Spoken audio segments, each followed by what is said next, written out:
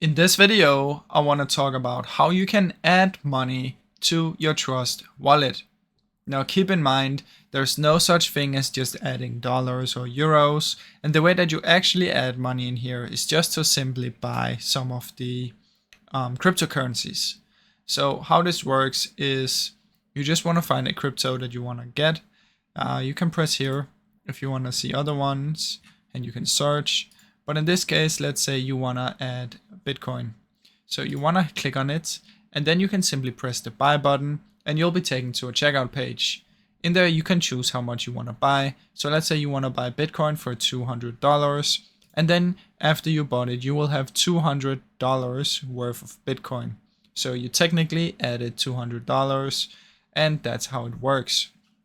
Now, I really hope you enjoyed this short video. If you did, please leave a like and subscribe, as it helps me out a ton. Thank you so much for watching.